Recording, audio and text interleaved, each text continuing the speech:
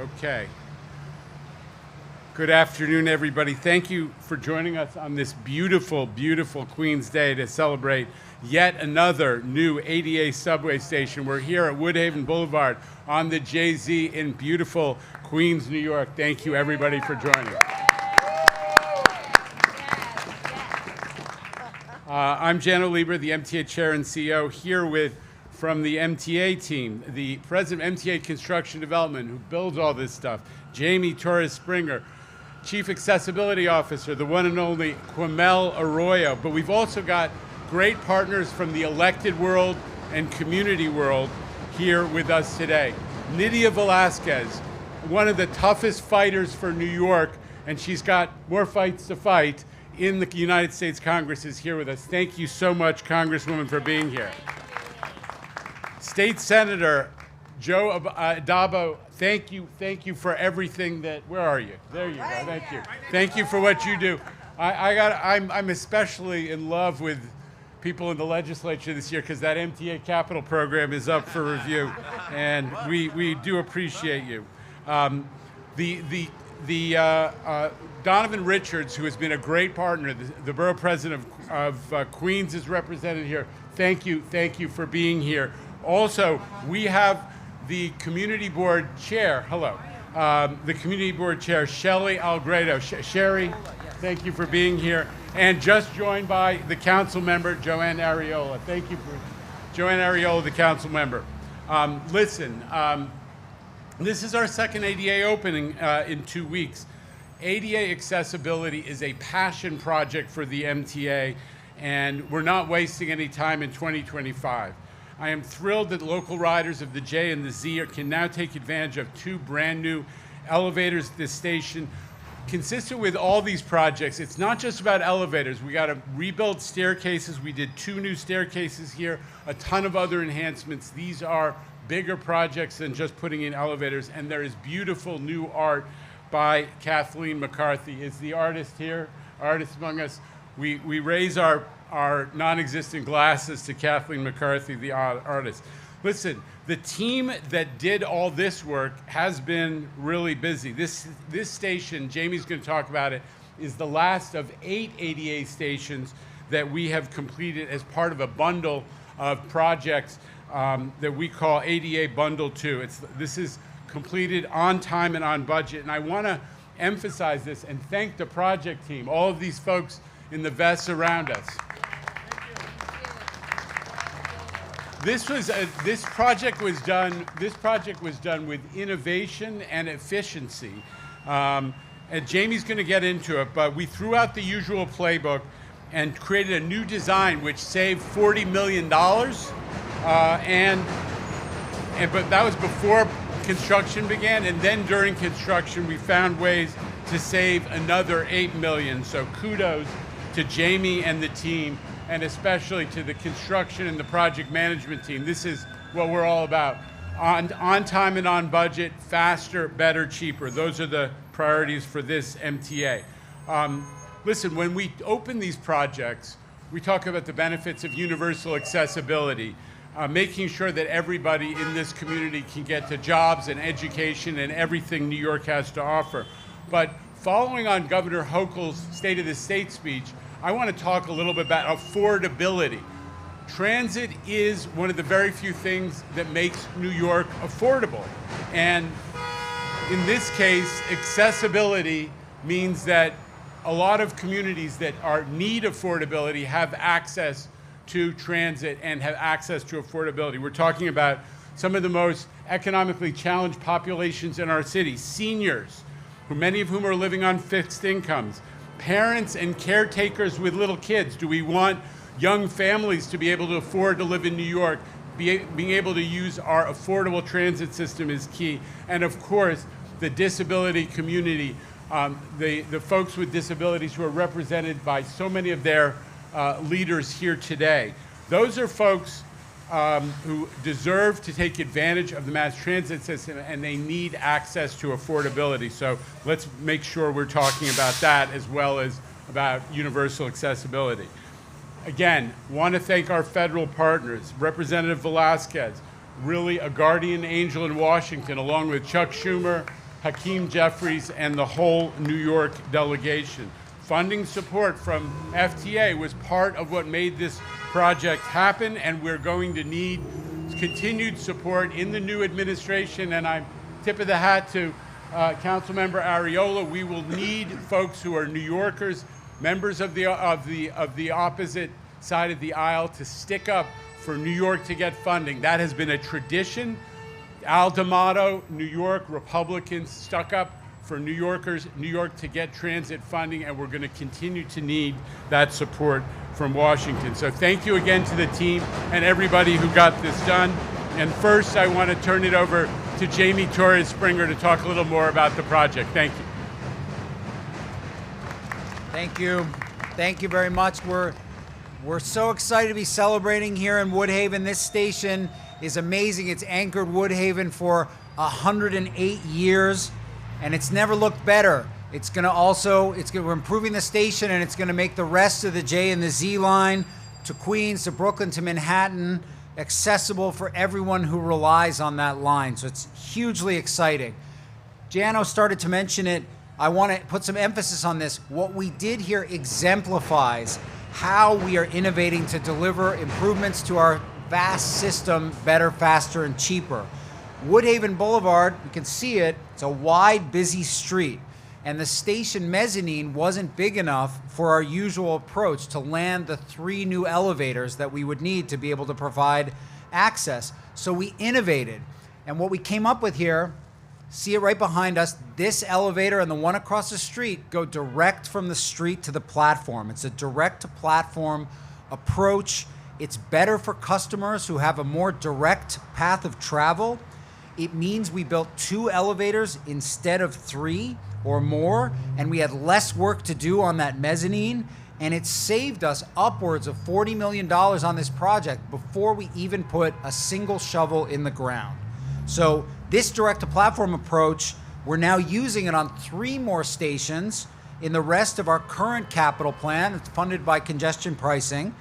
And we've got more planned once we have a fully funded 2025 to 2029 capital plan that's going to allow us to do more than 60 more ADA accessible stations over the next few years.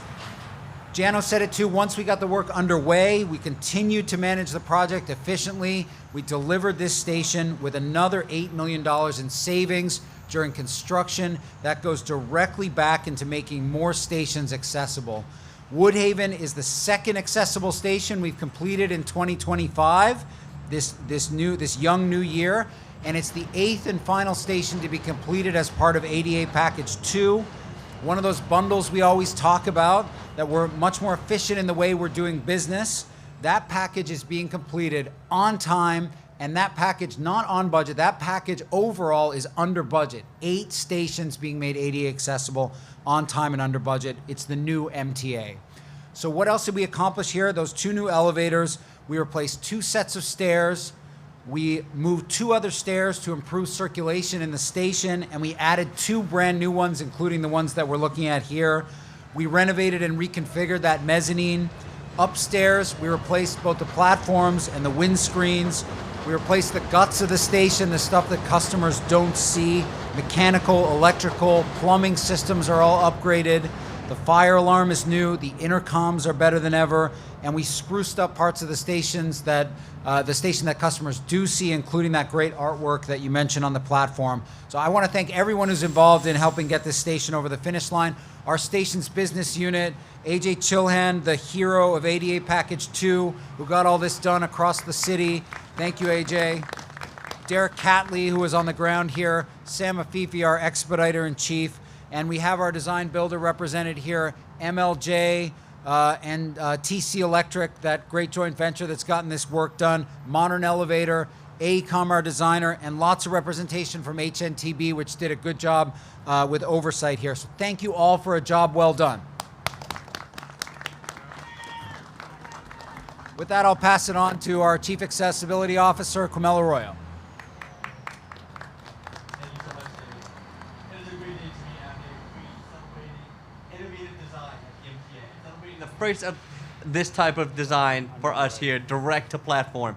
And you heard it from Jano and Jamie already, but what this means is a more direct route for customers with disabilities. You know, we're cutting down on those circuitous paths that you used to see in the old MTA. We are delivering a better customer experience. With these new entrances, the new staircases, new fare arrays, new fare control sites, we are delivering a new way to access this train station. Access to transportation is access to independence. And here we are delivering it in a much safer way, where customers don't have to cross as many streets, and you see how busy this intersection can be. We're giving customers a more direct route, their preferred route to access this station. So I am really proud to be part of this team that is delivering this new, innovative, and more safe access to transportation for all New Yorkers, including New Yorkers with disabilities like myself and over 1 million New Yorkers with disabilities here in the city of New York, but also everyday customers who used to come here who are now having a more direct, safer, and accessible route for them as well.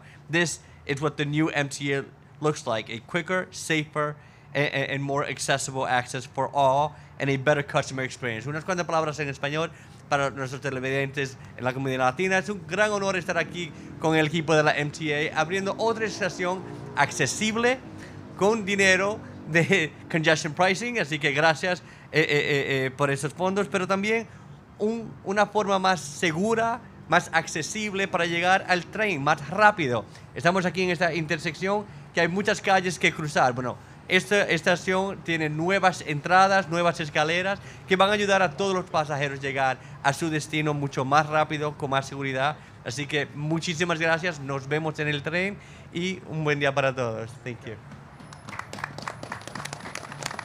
Vamos, vamos, vamos. A couple of acknowledgments that I needed to add. Anna Sargent is the Chief of Staff for Assemblywoman Jennifer Rajkumar. Everybody knows her. She's all over in the red dress, but this is her neighborhood, so thank you for being here. And I also want to acknowledge Martin Coburg, who's here representing the Woodhaven Residents Block Association.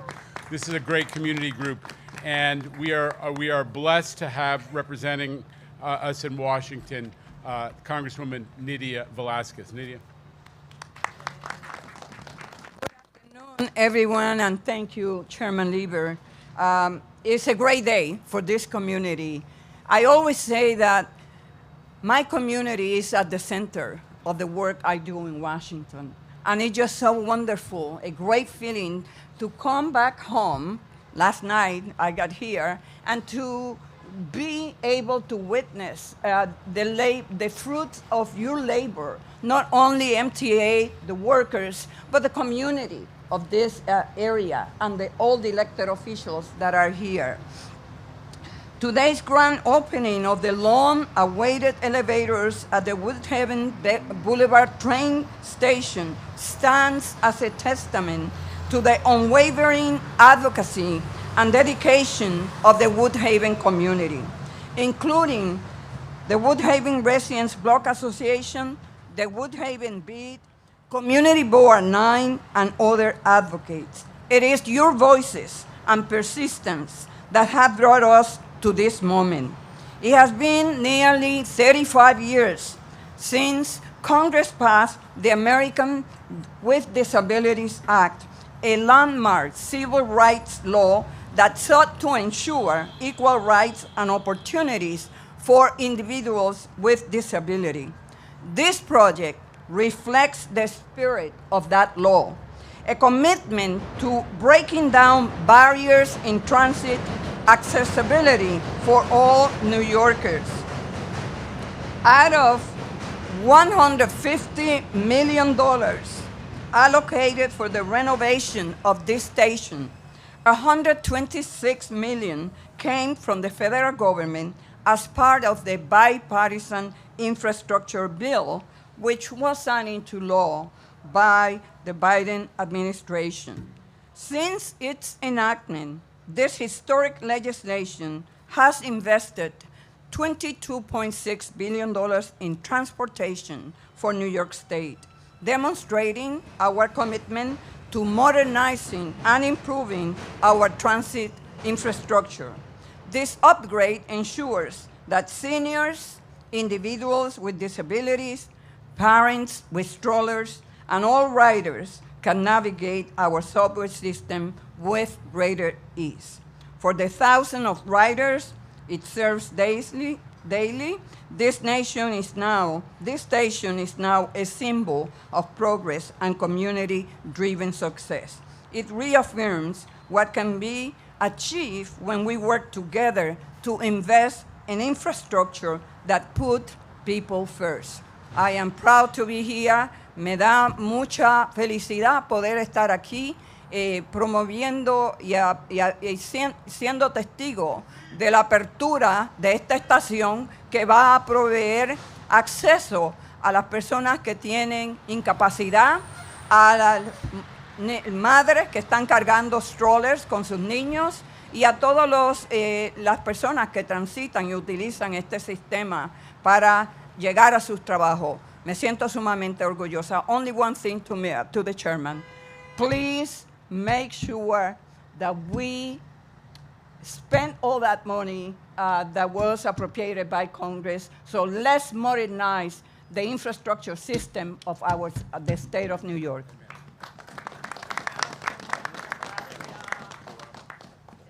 Senator Adabo, representing the area. Thanks. Thank you, gentlemen. Good afternoon, everyone. It's always a pleasure to follow our great Congresswoman who constantly reminds me that I should have taken more notice of my Spanish classes in high school. I really should have paid attention. It is a great day, and I want to congratulate the MTA General. Congratulations to you and your team. I want to thank Lucille, who's been great with my office on every project. Lucille, thank you so much. I want to thank the workers who tirelessly through tough weather got this project to move along. So to all our workers, thank you. Thank you very much for your commitment and dedication to this project. You know, one of the benefits of being an elected official in this area, having the office right down on Jamaica Avenue, is to see projects like this go from start to finish. But not only start to finish, but in such an efficient way. To go to do a project like this on time and $8 million in savings, thank you, thank you, thank you, and congratulations. That is great. But so often, and I also have another project on the A train, Liberty Avenue in Ozone Park. We're watching that one go up very nicely, so thank you very much. But it's so often, it's easy at times to criticize the MTA. Unfortunately, at times, because the service they provide is so critical to our people, it's easy to criticize. But this elevator behind me is a testament to the MTA and how they respond to such criticism, how they respond to the needs of their riders, how they respond to such the critical service that they provide. That's what this elevator means to me, that the MTA is listening, it can respond, and there is progress to be made at the MTA. Thank you so much, Giano and your team. Thank you so much. Wow, it's a real shot in the arm for this MTA to hear that folks have recognized that this MTA is stepping up to get the projects done and to listen to communities and deliver work on time and on budget. Thank you, Senator Adabo. And thank you also to the council member, Joanne Ariola, who we'll hear from now. Thanks. Thank you. Thank you so much. I do align myself with the comments of my colleagues.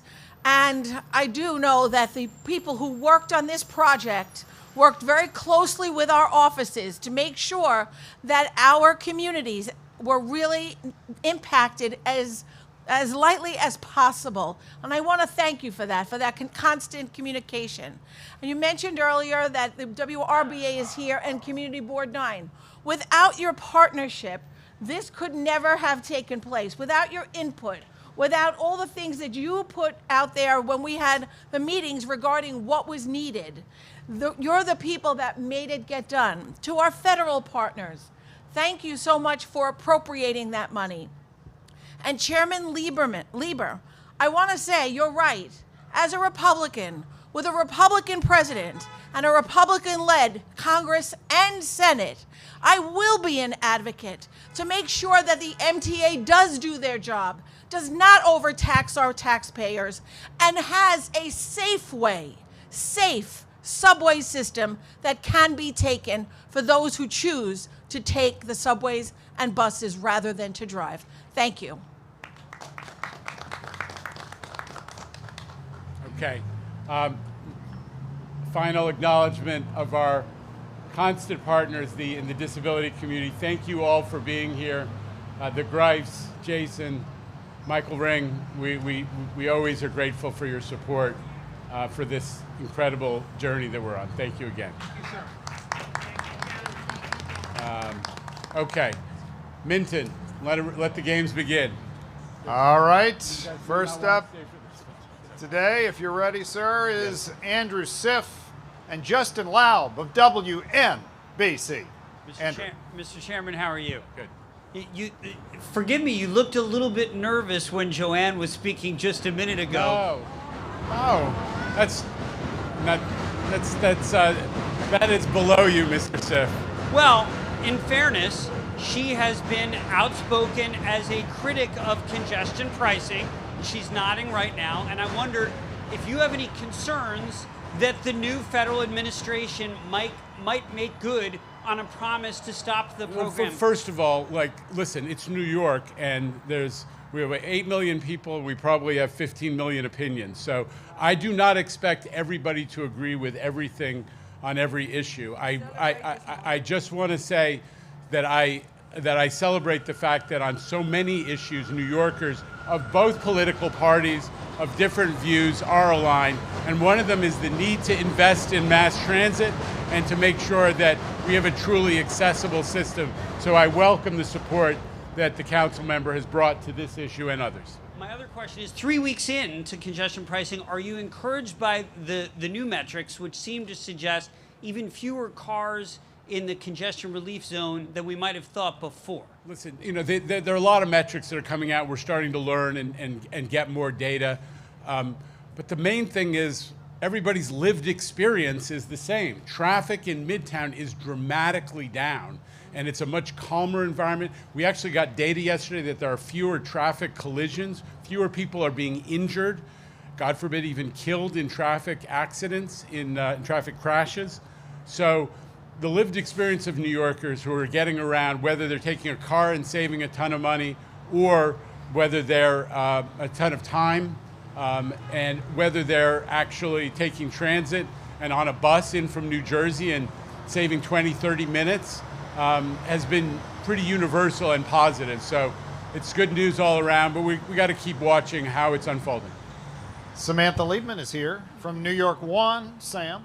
I just want to say my commute has been faster on New Jersey Transit, even though they won't give you the numbers. So, but apparently Governor Murphy is asking for the Port Authority's numbers. So you think this is not my question, but you think Hochul will try to, veto that? I don't know. I mean, Murphy wants less traffic, but it seems like he's asking for more traffic on the Port Authority crossings, because that sounds like a cash grab that he wants more traffic and more tolls.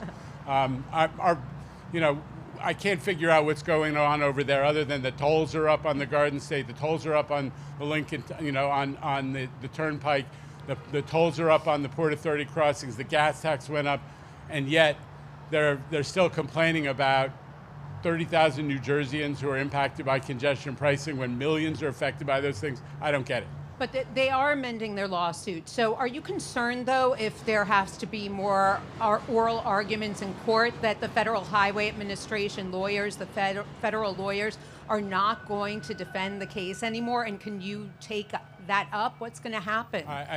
We're not speculating on.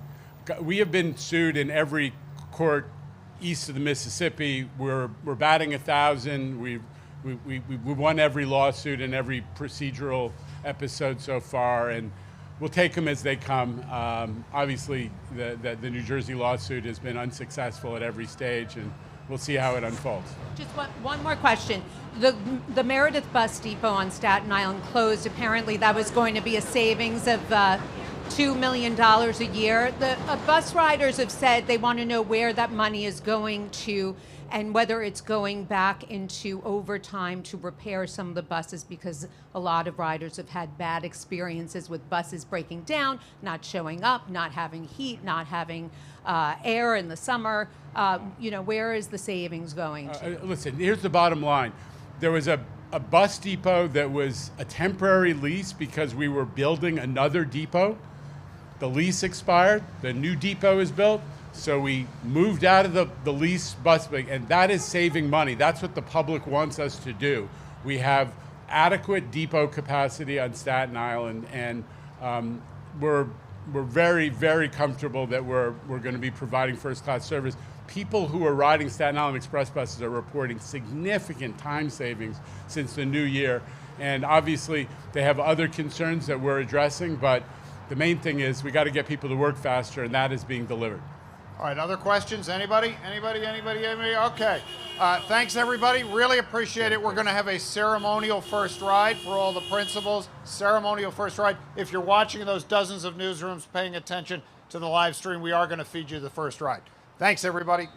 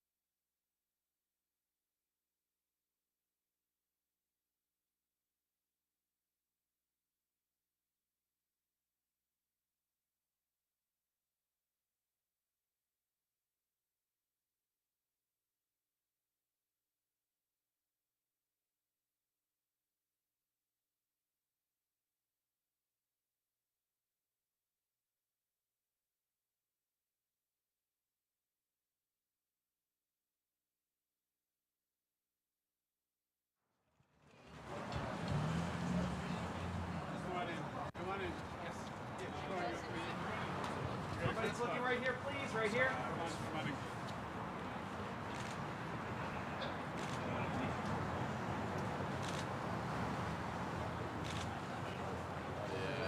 Everybody happy? They're happy. All right. Happy.